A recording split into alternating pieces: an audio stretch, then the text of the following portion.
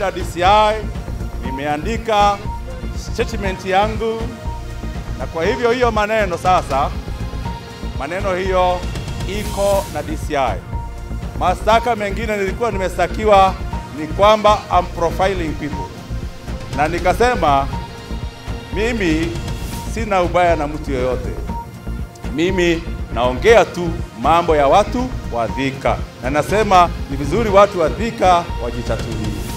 Hizo ndio kitu nimeandika hapo, na hiyo maneno kutoka leo iko na DCI na sitaongea tena, wacha niachie hapo.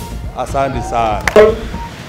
We are not going to take the matter to court. So far, we have not preferred any changes against David Ngari, but in investigation will reveal the way forward.